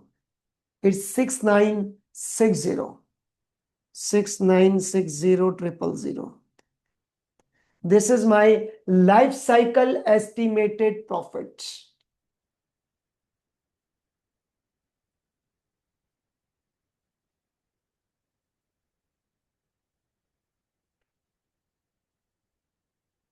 And that's a very simple calculations. Now, let's move on to number 3.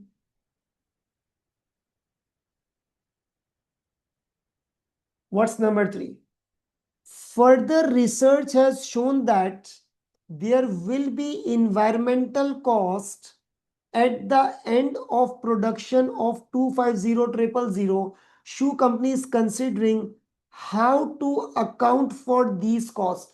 How to account for these costs. That means how you will be treating this cost in your management accounts.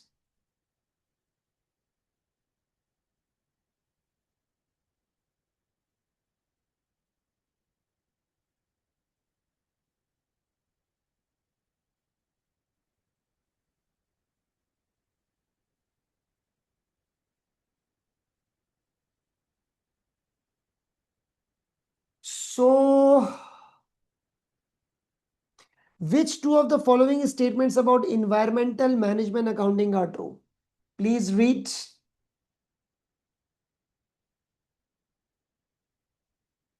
Number one. Number one is that cost saving. Number one is the cost saving in environmental costs are easily identified. The answer is no. You know, in the chapter, in the topic of environmental costing, there are many costs which are hidden cost. There are many costs which are hidden costs, right? And the costs which are hidden costs. So how can you easily identify the cost saving? No. Environmental management accounting considers financial cost only. The answer is also no. Why? Because the environmental management accounting, both financial and non-financial. That is, let's suppose if you people remember from the topic of this environmental accounting, that environmental accounting also considers about the impact on the public health. So that's a non-financial as well, right? So that's a non-financial. So it do consider financial and non-financial. So it's financial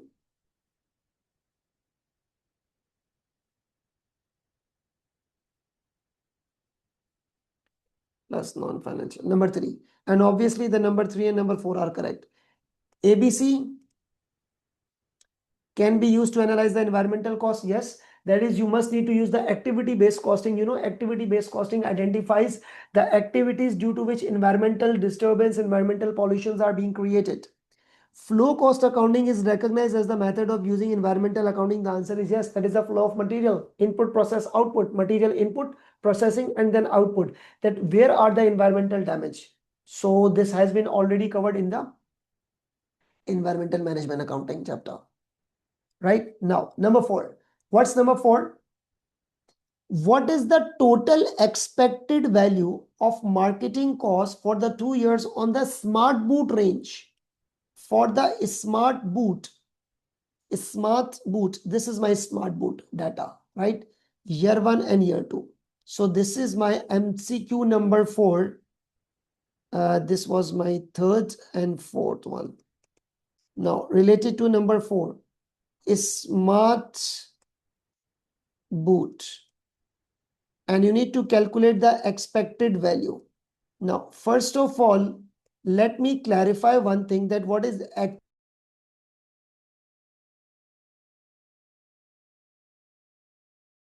have you ever heard the word average? Obviously, yes. For example,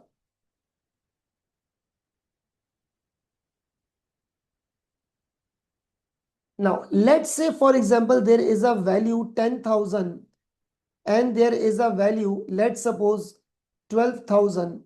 If I ask you or anybody calculate the average, so they will calculate the middle value, that is 10 plus 12 divided by 2. So that means 11,000 is the average. 11,000 is the average, right? This is called a simple average. This is not the expected value. Now, what does it mean? Expected value means that when there are two values and there are probabilities of this cost. Let's suppose this is the chance of 70%, this is a chance of 30%. So I will be taking it as a 7,000 and it's 2,400, right? So 12,000 multiplied by 30%, that is 3,600. I'm sorry.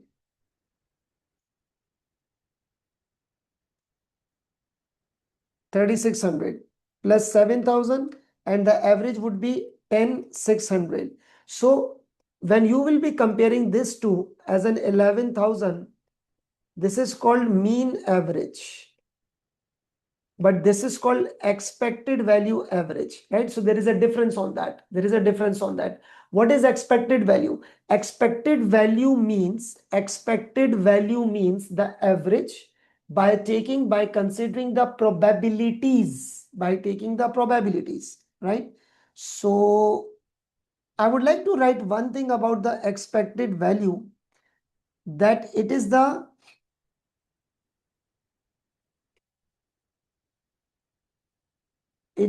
average value.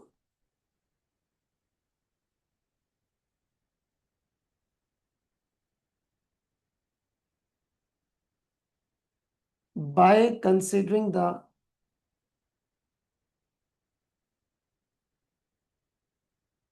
probabilities. I mean percentages.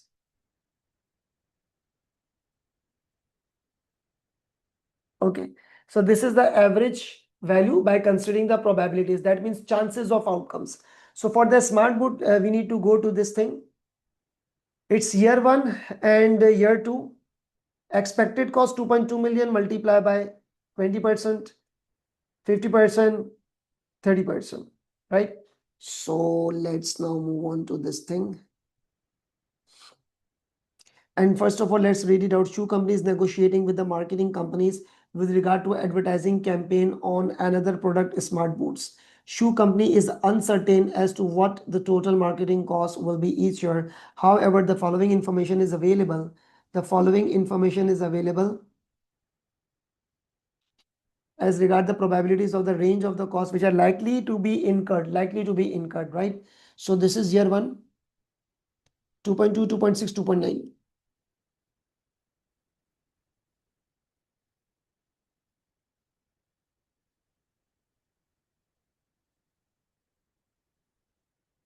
2.2, 2.6, 2.9, 2.2, 2.6, and 2.9, right? So now this is the amount expected to be incurred, and what are the percentage chances? 20%, 50%, 30%. 20%, 50%, and 30%, right? 20, 50, and 30. So what is the amount? You need to use your calculator. 2.2 multiplied by 2.2 plus 2.6 multiplied by 0.5 plus 2.9 multiplied by 0.3. It is 2.61 million. And here for year 2, you have to consider all the things so that it would become collectively 100%. 5, 3, 2, that means 100%, that means 1. So you have to consider all the probabilities. 1.8, 2.1, 2.3. 1.8, 2.1, 2.3. Right? And what are the percentages? 0.3, 0.4, 0.3. 0.3, 0.4, and 0.3. And just calculate it. 1.8 multiplied by 0.3 plus 2.1 multiplied by 0.4 plus 2.3 multiplied by 0.3. 2.07. And naturally, it is a concept of life cycle. So you need to add both the two values.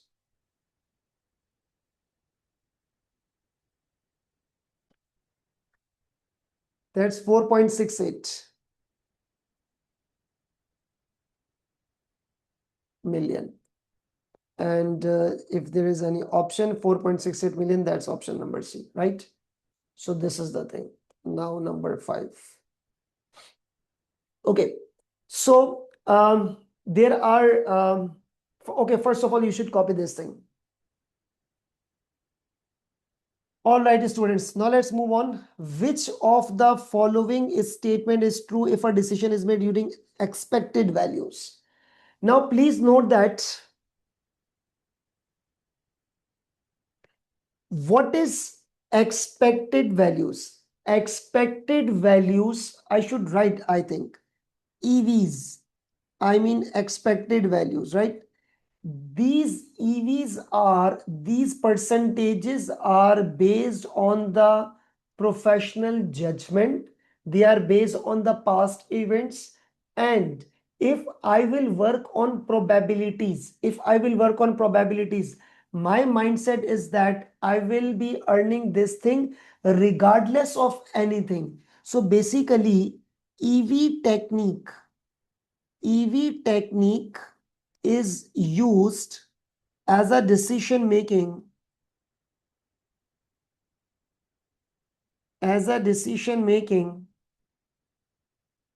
for the manager who is risk neutral. What do you exactly mean by the term risk neutral?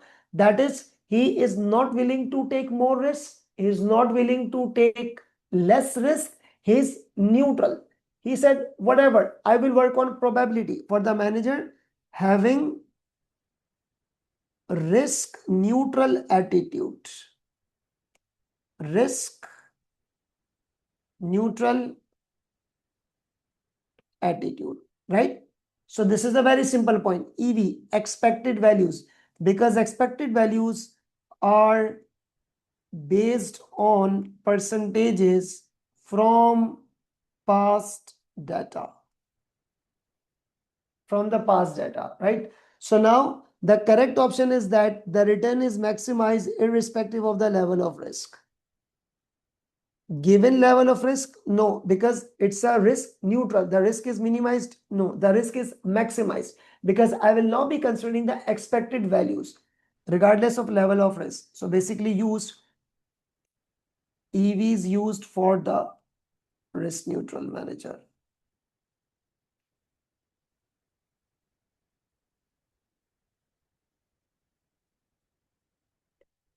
All right. So this is the thing. Now this is the case OTQ. I should write over here D option.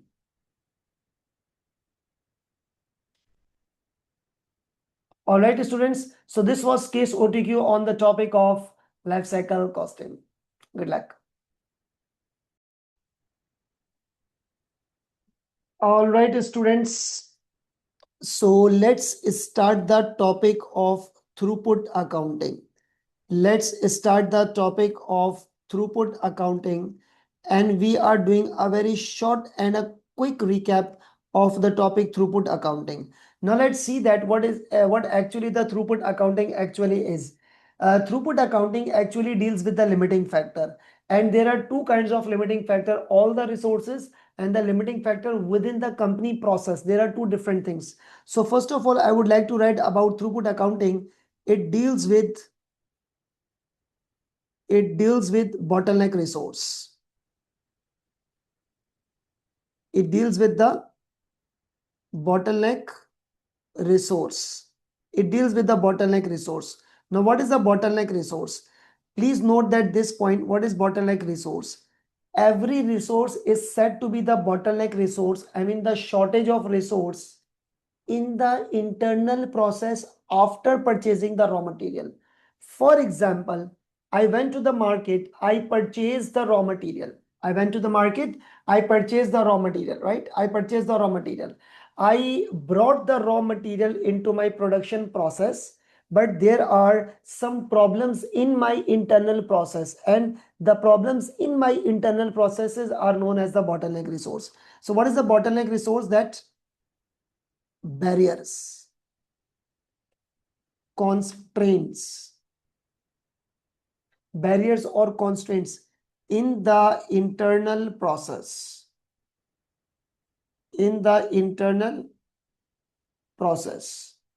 after raw material purchase, in the internal process after the materials purchased. Now, what does it mean? Now, let's say, for example, there is an input, there is a process, and there is the output. Input, process, and output, right? Now, please note that this is the input of raw materials. Input of raw materials, and there are some processes. Input of raw materials, and there are some processes, right? There are some processes, and the problems here in the internal process, is the bottleneck resource. Now, after the purchase of raw material, what I said, after the purchase of raw material, that means we will not count the raw material as a bottleneck resource. Why? Because the raw materials are not having any problem, right? So the internal process, there are some barriers. For now, what could be the process problems, barriers? There may be the shortage of labor hours. There may be the shortage of machine hours, right? So these are the barriers, and output would be restricted because of the bottleneck resource. And this is called my bottleneck resource. Either labor hours or machine hours. I'm using the word either or, right? So bottleneck resources actually restricts your output. They not allow you to meet your desired, your demanded units, right? To meet your demanded units. So basically, due to bottleneck,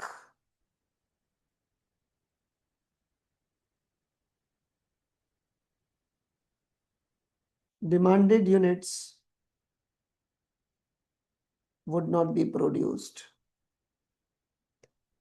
Demanded units would not be produced, right? So here it is now crystal clear that raw materials would not be the bottleneck resource, either labor hours or machine hours, right? So output would be restricted. Now, so throughput accounting deal with the bottleneck resource, and there is a TOC. There is TOC. It's not the test of controls in the audit what I used to teach. No, it's called theory of constraint. Theory of constraints. So basically, I have splitted this theory of constraint into three basic points. What actually the theory of constraint? It's a theory. It says that in every production process, there are some bottlenecks, there are some barriers. Okay, yes, because there is no process in the world who is bottleneck free. Every process has got some bottlenecks, some shortages, for example. So theory of constraints. What is the theory of constraint? It states that every process has some bottleneck resource. Some bottleneck resource, right? And what company should do? Company should identify and eliminate the bottleneck resource. Company should identify and eliminate the bottleneck resource, right? Company should identify and eliminate the bottleneck resource.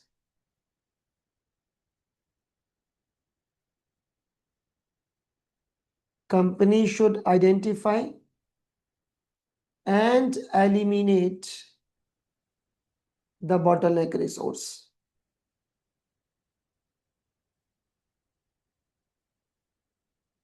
right?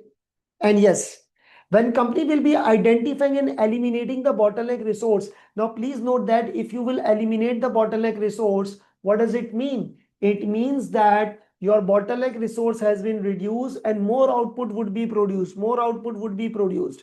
But it quite may be possible that, for example, let's suppose labor hours are the limiting factor, are the shortage, and I have appointed more labor.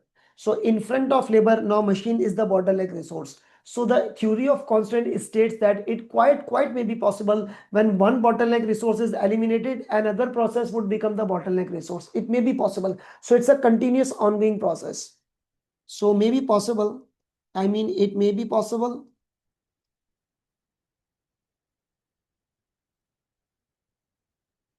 When one bottleneck is eliminated,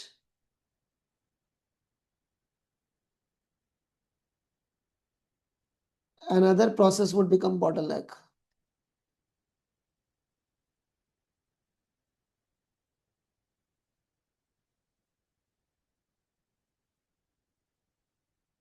So it's an ongoing process.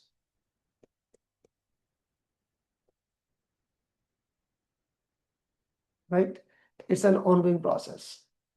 Now the theory of constraint, it has been done. Now throughput accounting, you have to note the point. You have to note the point. There is a throughput accounting. Now, what exactly the throughput accounting? Throughput accounting actually was introduced as a performance measurement tool, not as a decision making tool. It was introduced as a performance measurement tool, that what company will do when there are some limiting factors. It was introduced as performance measurement tool.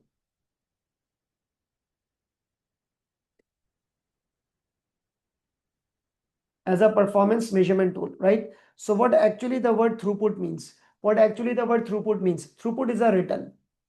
Throughput is a return. Now, what is throughput? Throughput is a return. Throughput is a return. Now, what is return? Return means sales minus cost. Throughput is a return after deducting the material cost only. Why material cost only? I will be explaining. Just forget this thing, just a minute, please. Now, let us say, for example, there is a direct material. There is no problem at all. And this direct material will be converted into finished goods. This direct material will be converted into what? Into finished goods. So there is a conversion journey. There is a conversion cost. There is a conversion journey. And here, what is conversion cost? Sorry. What is actually the conversion cost?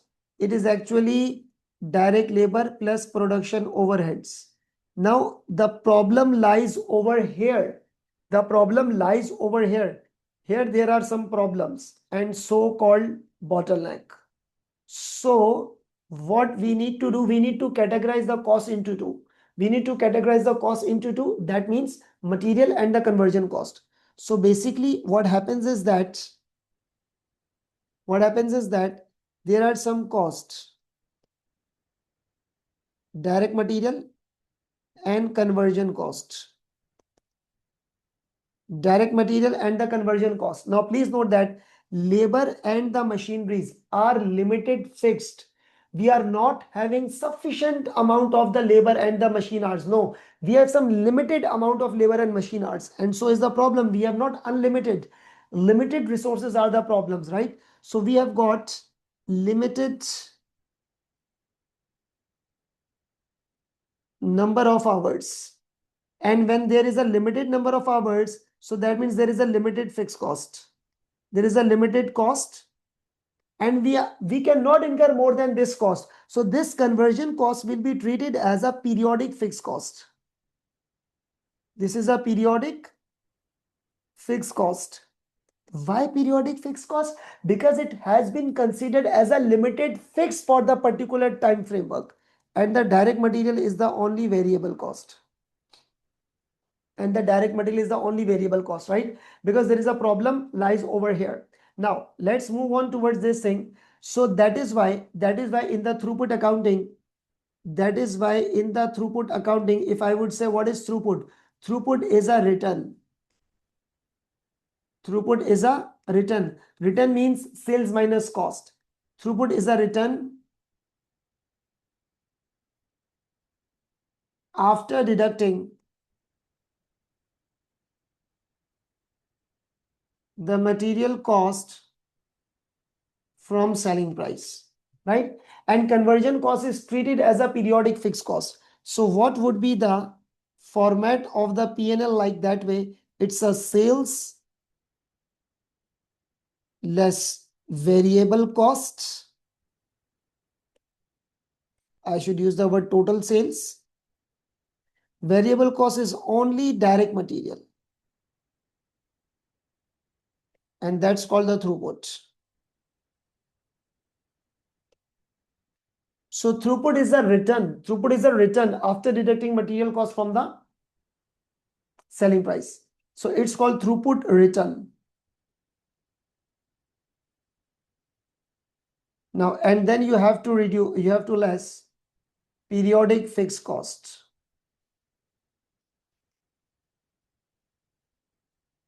which is direct labor plus production overheads. And that's called the operating profit. right? So this is basically the income statement format under throughput accounting. Now let's move on. Now, it quite may be possible that companies used to companies manufacturing more than one products. So you have to decide which product should be made first or which should be made second, right? So we have to note that we have got bottleneck and more than one products and multiple products. Now we should decide now which product should be made first. Now we have to decide which product should be made first, right? Now, which is called the ranking criteria, which is called the ranking. If you people remember, you have already covered this thing in your basic topical lecture of marginal costing. If a company is using marginal costing, if a company is using marginal costing, if you will use marginal costing, what do you used to take? You used to take selling price. You used to take the selling price and you have to less all variable costs, and there is a word called contribution, and there is a word called what? Contribution. And then you have to divide by limiting factor.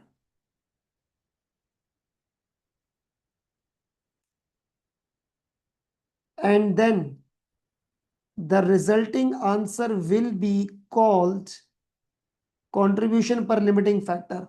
Contribution per limiting factor, that is what contribution you are earning on the limited resources. That is contribution per limiting factor. LF means limiting factor, right? So this was the criteria when you are operating the marginal costing. Now, the throughput accounting has a direct conflict with the marginal costing. So when you are using throughput accounting, what is the ranking criteria? The ranking criteria slightly differs. That means selling price, obviously the same. Then you have to less direct material cost only. You have to less the direct material cost only. And it will be called throughput return.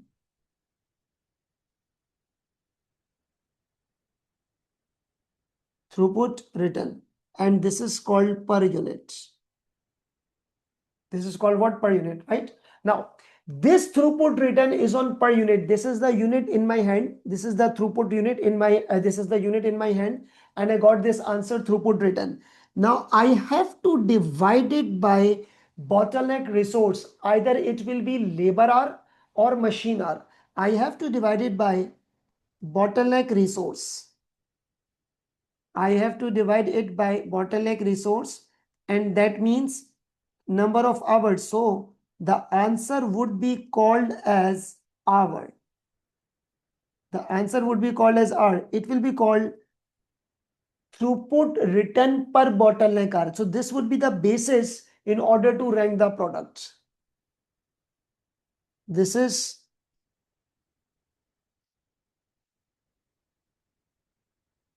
throughput return per bottleneck hour, right? So this is the ranking criteria. This is the ranking criteria of throughput under throughput accounting. Ranking criteria under throughput accounting, right? Now, so the product which is having higher throughput return per hour, you will make that product first. Let's move on. Let's move on towards the profitability estimations. Now, obviously, there is a throughput return and there is a conversion cost. The net profit is after throughput less conversion cost. So you have to assess the profitability. You have to assess the profitability. You have to assess the profitability. How you will be assessing the profitability? First of all, you have to calculate this thing, that is throughput return per hour. You know how to calculate this thing, right? First calculate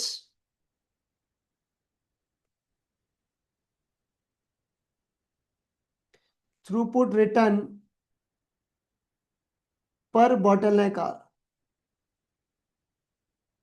Throughput return per bottleneck hour. And secondly, you will be calculating conversion cost per bottleneck hour. That is, what is the conversion cost in 1 hour? Calculate conversion cost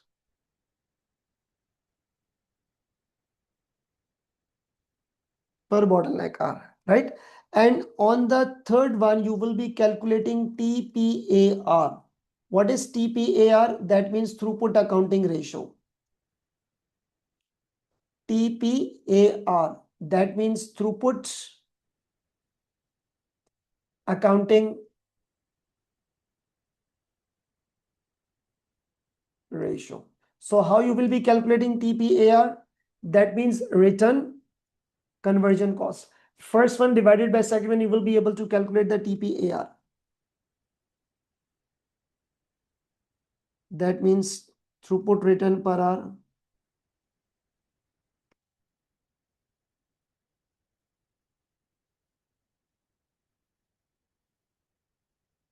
per bottleneck hour divided by conversion cost per bottleneck hour. That means conversion cost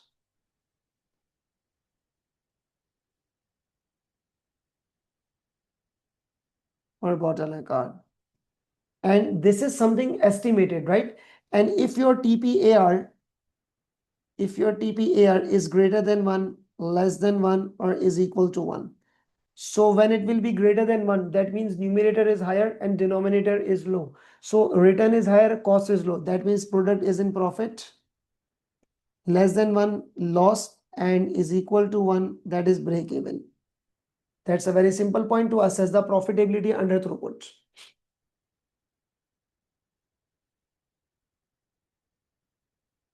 All right. Pause this video and copy this right away here.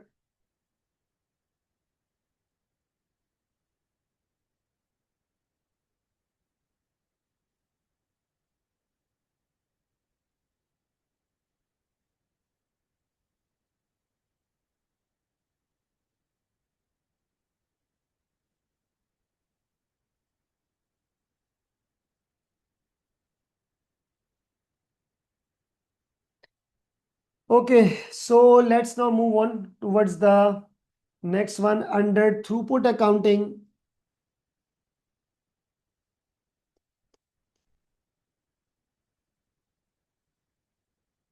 Throughput accounting, it is basically a short-term concept. Short-term concept means considering a year, not more than 1 year. Okay, so material is the only variable cost.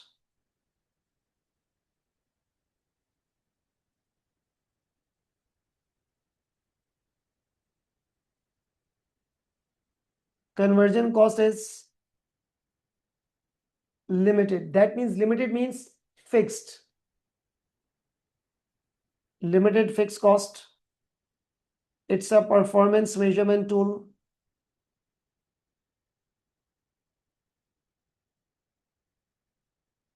It's a performance measurement tool, and you assess the profit based on TPAR, right? So this is basically throughput accounting, a quick recap of throughput accounting, right? You can pause this video and copy this. Good luck.